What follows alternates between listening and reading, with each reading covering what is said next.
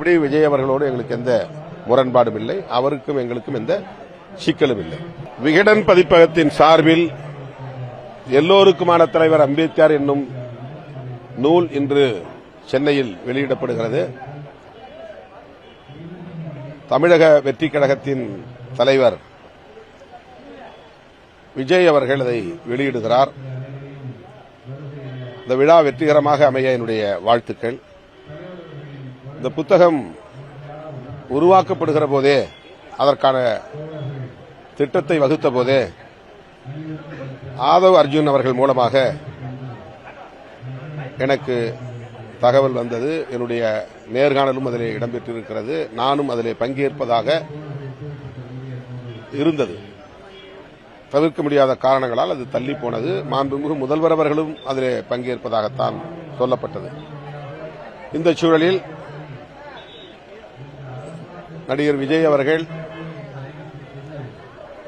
விக்கிரவாண்டியில் நடைபெற்ற மாநாட்டிலே ஆற்றிய உரை தமிழக அரசியலில் ஒரு தாக்கத்தை ஏற்படுத்தியது, சலசலப்பை ஏற்படுத்தியது. தமிழ் நாளேடு ஒன்று அதை பூதாகரப்படுத்தி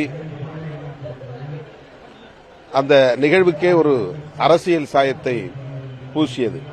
அதனால்தான் அந்த விழாவில் ஒரு சிக்கல் உருவானது. ஒரு நூல் வெளியீட்டு விழாவாக மட்டுமே நடந்திருக்க வேண்டிய நிகழ்வை அரசியல் சாயம் பூசி சர்ச்சைக்கு உள்ளாக்கியது அந்த நாளேடு. எனவே விடுதலை சிறுத்தைகள் திராவிட முன்னேற்றக் கழகத்தின் கூட்டணியில் அங்கம் வகித்து கடந்த 6-7 ஆண்டுகளாக பயணித்து வருகிற சூழலில் நானும் அந்த நிகழ்வில் பங்கேற்றால் அதுவும் அரசியல் படுத்தப்படும், அரசியல் சாயம் பூசப்படும், தேவையில்லாத குழப்பத்தை உருவாக்குவதற்கு இதற்கென்றே தயாராக இருக்கிற சக்திகள் முயற்சி செய்வார்கள். ஆகவே அப்படி ஒரு சூழல் ஏற்பட்டுவிடக்கூடாது என்கிற எச்சரிக்கை உணர்வோடு விஜய் அவர்கள் மட்டுமே அதில் பங்கேற்கட்டும் என்ற நிலைப்பாட்டை நாங்கள் எடுத்தோம். அவ்வளவுதான். அரசியல் கட்சி விஜய் அவர்களோடு எங்களுக்கு எந்த முரண்பாடும் இல்லை, அவருக்கும் எங்களுக்கும் எந்த சிக்கலும் இல்லை.